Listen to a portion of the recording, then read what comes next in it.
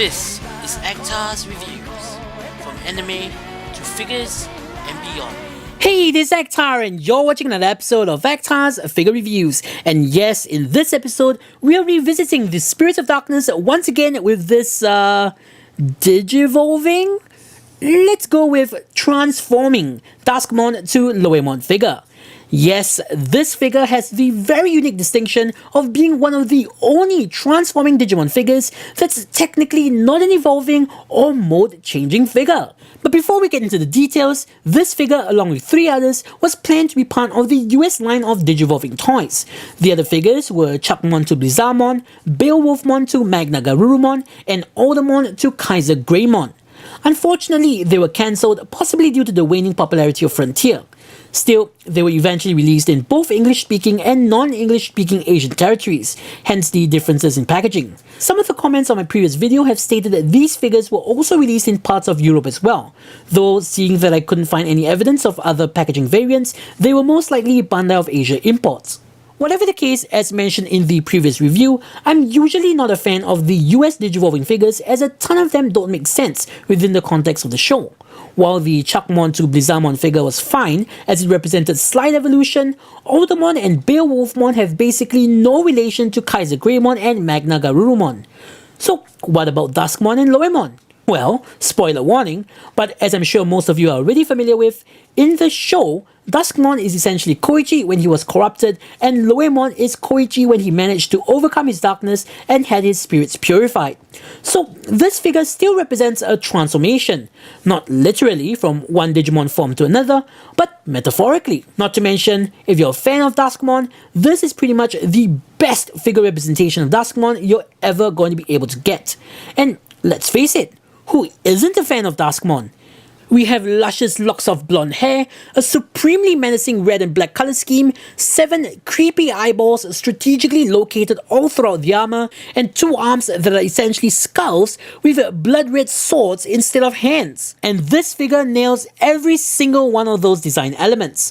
Well, there are a couple of missteps in terms of accuracy and kibble. The front is mostly excellent, with only Loweemon's shoulder armor poking out from inside Duskmon's, and we also have Loweemon's toes. But as for the back... What back? Yes, ladies and gentlemen, unfortunately, it's one of those figures where the transformation mainly entails flipping the figure around. Unlike with the Chuckmon to Blizzardmon figure I reviewed previously, this figure is severely limited by its kibble, as turning or angling any of the limbs will cause the alternate mode's kibble to peek out from behind. Sadly, the elbow joints are made in such a way that if you want to get any kind of natural elbow bend, you're going to have to review Loweemon's forearms on the underside. Luckily, the one saving grace is that both its modes have a base color of black, meaning to say that they at least blend together. On the subject of posability, it's unfortunately extremely basic and limited. Most of the joints are restricted due to the kibble, tightness or general design, relying on swivels instead of ball joints. For the head, we only have side to side. For the arms, they can only move forwards and backwards all the way around. The Duskmon shoulder armor is separately articulated and hinged from the rest of the arm. The elbows can rotate side to side and they can only bend slightly less than 90 degrees. There's no waist articulation of any kind. The legs are so restricted by their design that they can barely move forwards and backwards, and as for the knees, they can move forwards and backwards and rotate side to side.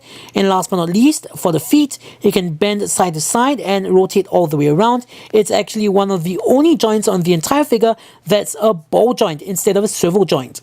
So, as you can see, the poor articulation really does a disservice to its design, and I guess it's because they had to ensure that the articulation was mirrored back to front. Regardless, if you plan on getting this figure, just know that he won't be able to pull off any amazing action poses. And no, you can't actually fold up the swords into the forearms like Duskmon can in the show, because they already contain Loweemon's fists. Speaking of Loweemon, now it's time to turn this figure around to see the true form of the human Spirit of Darkness.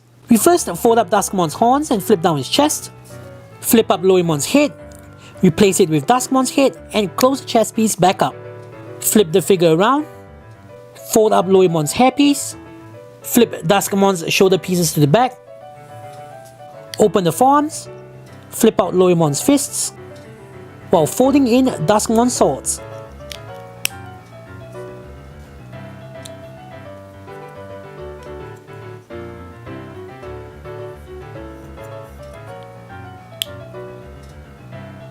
Rotate the feet around, and rotate to hide away the skull and eyeball details. And just like Duskmon, Loweemon looks good from the front. All the details are there, including all of the lovely gold paint applications. Unfortunately, I personally feel that the Loweemon mode is slightly worse off than the Duskmon mode for a number of reasons. First of all, Duskmon's waist spikes, hip armor and sculpted detail appear as rather disconcerting raised bumps on Loweemon that throw off his silhouette. Secondly, Loweemon's wrist articulation is hindered due to the fangs of Duskmon's forearms. And last but not least, the ridiculous backpack that rivals even Kaiser Greymon's. Like, come on. No matter how you spin it, that's just ridiculous. Unlike the Duskmon mode, the large backpack kibble not only makes the Loweemon mode look completely off for most angles, it takes up so much space on the shelf. Talk about being shellfish. Yeah, I'm sorry for that, but can you really blame me? I don't get why they didn't include just a couple of extra rotational joints that would have allowed you to fold up the shoulder plates flat up against his back. Other than that, the articulation remains unchanged and he doesn't come with any of his weapons or accessories. What you see is what you get. In conclusion, despite the myriad of flaws like really limited articulation, a very basic transformation and rather egregious kibble, especially on Loweemon's part, I still have to recommend this figure to all Frontier fans and fans of Koichi for what it is and what it represents. Not only do you get a very accurate figure representation of Duskmon, one of the coolest and most menacing Digimon villains ever, you also get to relive one of the most memorable redemption arcs from the franchise in toy form as well. So, this is Ekta saying, see you guys in the next episode.